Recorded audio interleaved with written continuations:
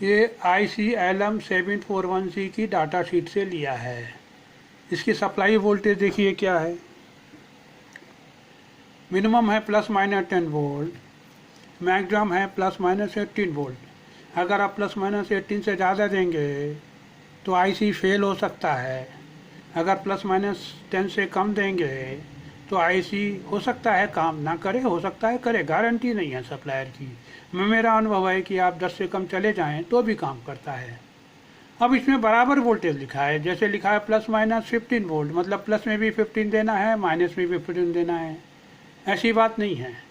आप कर सकते हैं कि प्लस में 10 वोल्ट दें, माइनस में 15 वोल्ट दें। तो क्या होगा देखिए, अगर आपने प्लस में कम वोल्टेज दिया, माइनस में ज़्यादा दिया, तो प्लस की रेंज कम हो जाती है। और अगर आउटपुट वोल्टेज ज़्यादा है, सिग्नल ज़्यादा हैं, तो ये क्लैम्प हो जाएगा और निगेटिव में वैसे काम करेगा, ये प्रॉब्लम आ जाएगी। अगर सिग्नल लेवल कम है तो आप एक को कम वोल्टेज, एक को ज़्यादा वोल्टेज दे सकते हैं। दूसरा है आउटपुट वोल्टेज स्विंग। इसका मतलब क्या है कि अगर हम पावर सप्लाई ±15 वोल्ट देते हैं तो आउटपुट सैचुरेट होने पर भी हमको ±15 नहीं मिलता, ±13 बोलता है या ±10 मिलता है। मिनिमम गारंटेड वैल्यू ±10 की है, मगर 13 भी मिल सकता है। ये देखिए मैं दिखाता हूँ। ये जो ग्रीन कलर है ये इनपुट है और ये आउटपुट। अगर सिग्नल हमारा ज़्यादा है और सप्लाई 15 वोल्ट है तो 15 वोल्ट पे नहीं जाएगा, 13 वोल्ट पे क्लैंप हो जाएगा, प्लस में भी माइनस में भी। ऐसा इसलिए होता है कि IC के आउटपुट में ट्रांजिस्टर होते हैं और बीच में V0 आउटपुट होता है। इस ट्रांजिस्टर में कोई ड्रॉप होता है, इस ड्रॉप की वजह से आउटपुट हमें पावर सप्लाई के बराबर नहीं मिलता, थोड़ा कम मिलता है। इसको बोलते हैं वोल्टेज स्विंग।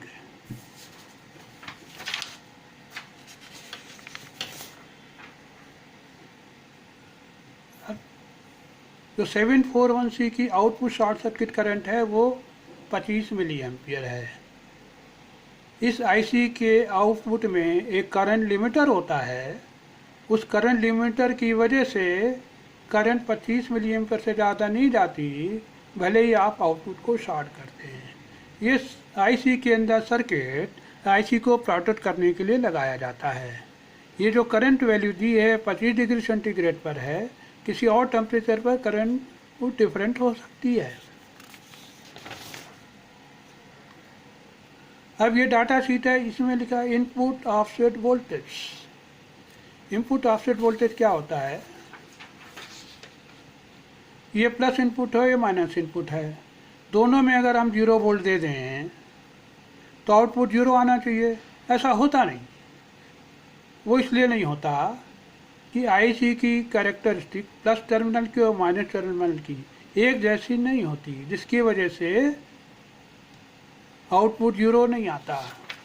तो इसको कंपनसेट करने के लिए क्या करते हैं, देखिए ये IC है, IC का टर्मिनल नंबर 1 है और 5 है, यहाँ लिखा है ऑफसेट नल। इन दो टर्मिनलों को ऑफसेट 0 करने के लिए यूज किया जाता है। हम टर्मिनल 1 और 5 के बीच में एक पोटेंशियोमीटर लगा देते हैं और इसमें माइनस सप्लाई दे देते हैं बीच वाले टर्मिनल को, और इनपुट को 0 वोल्टेज कर देते हैं और फिर हम इसको वेरी करते हैं। जब इसको आप वेरी करेंगे तो अंदर बाइसिंग की चेंज होने की वजह से आउटपुट 0 हमको मिल जाता है। अगर आपको ज़्यादा एक्यूरेसी नहीं चाहिए तो इसकी ज़रूरत नहीं है, लेकिन अगर आपको एक्यूरेसी चाहिए तो आपको ये लगाना पड़ेगा। अब डाटा शीट में एक input voltage range. Input voltage आपका ±13 वोल्ट टिपिकल हो सकता है।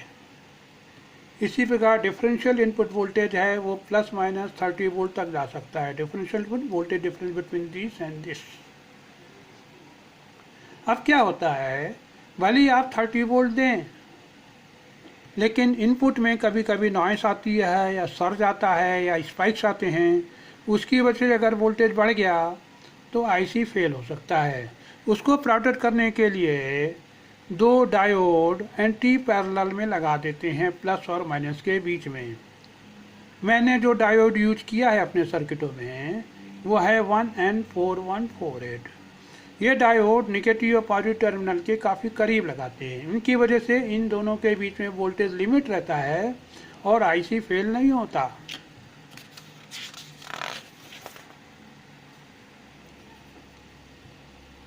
अब ट्रांजिएंट रिस्पॉन्स, जब किसी आईसी को आप इनपुट देते हैं तो आउटपुट फॉलो नहीं करता, थोड़ा स्लो होता है। तो एक तो स्लू रेट होता है जो पार्ट 1 में हम बात कर चुके हैं। उसके बाद राइज टाइम होता है। उसके अलावा राइज टाइम 741 का है 0.3 माइक्रोसेकेंड। उसके अलावा ओवरशूट होता है 5%। हम दिखाते हैं ओवरशूट क्या है। देखिए इनपुट आपने ये ब्लैक कलर वाला दिया तो आउटपुट ऐसा जाता है। ये जो है ये ओवरशूट है और ये राइज टाइम है। 5% ओवरशूट का मतलब है कि अगर यहाँ पे आपने 10 वोल्ट दिया तो ये वोल्टेज 0.5 वोल्ट आएगा, क्योंकि ये ओवरशूट है तो ये 5% हो गया। तो ये ओवरशूट अगर इनपुट फ्रिक्वेंसी स्लो है तो फ़र्क नहीं पड़ता है, लेकिन अगर इनपुट की फ्रिक्वेंसी ज़्यादा है तो ये ऑक्सीलेशन इम्पॉर्टेंट हो जाते हैं, जो कि डिज़ाइन करते समय ध्यान रखना पड़ता है। अब आउटपुट इम्पिडेंस, जो आईसी होते हैं उनका आउटपुट परफेक्ट रेगुलेटेड नहीं होता है। उसमें एक आउटपुट रेजिस्टेंस होता है जिसको Z0 बोलते हैं। इसकी वजह से जब आप कोई रजिस्टर लगाते हैं लोड में और इसमें करंट फ्लो होती है तो आउटपुट वोल्टेज चेंज हो जाता है। आप जितना ज़्यादा लोड लगाएंगे उतना यहाँ आउटपुट चेंज हो जाएगा। अगर लोड कम है तो वेरिएशन कम होगा, लोड ज़्यादा है तो वेरिएशन ज़्यादा होगा। डिज़ाइन करते समय ये मालूम होना चाहिए। और अगर रेजिस्टेंस के यहाँ कैपेसिटर लिखा है तो उस कैपेसिटर की वजह से और आर की वजह से फर्दर राइज टाइम आ जाता है। ये लो पास फिल्टर की तरह काम करता है। अब आजकल स्पीकर लगते हैं, स्पीकर का इम्पिडेंस बहुत कम होता है, लेकिन स्पीकर में एक्यूरेसी नहीं चाहिए।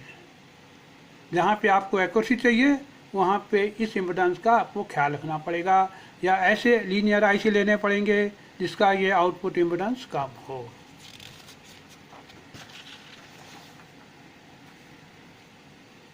सप्लाई वोल्टेज रिडक्शन क्या होता है कि जब हम पावर सप्लाई देते हैं तो वो रेगुलेटेड होनी चाहिए, मगर वो रेगुलेटेड होती नहीं है, उसमें रिपिल होते हैं। और अगर सप्लाई रेगुलेटेड हुई भी तो सर्किट में ये तो खाली एक आईसी दिखाया है, जब बहुत सारे कंपोनेंट होते हैं, बहुत सारे आईसी होते हैं, डिजिटल आईसी भी होते हैं, वो स्विच होते हैं, तो वो सप्लाई पे लोड डालते हैं और सप्लाई हमें रेगुलेटेड नहीं रह जाती, उसमें स्पाइक्स आते हैं। इसी प्रकार अगर ये सप्लाई प्लस माइनस एसएमपीएस से आ रही है तो हाई फ्रिक्वेंसी पे यहाँ पे रिपिल होती है। तो ये जो रिपिल है या यहाँ जो वेरिएशन है, यहाँ पास ओवर नहीं होना चाहिए। इसका डिज़ाइन के लिए ख्याल रखना पड़ता है। इसके लिए एक हम 0.1 माइक्रोफैराडे का कैपेसिटर यहाँ पर भी और निगेटिव सप्लाई में भी लगा देते हैं, या मेटल पॉलिस्टर कैपेसिटर लगा सकते हैं। इसके लगाने से तो स्पाइक का प्रॉब्लम है ख़त्म हो जाएगा और ये आईसी अच्छी तरह काम करेगा। बल्कि मैं कहें कि ये स्टेबल हो जाता है। कभी कभी आईसी अनस्टेबल हो जाता है अगर ये ना लगाया जाए तो।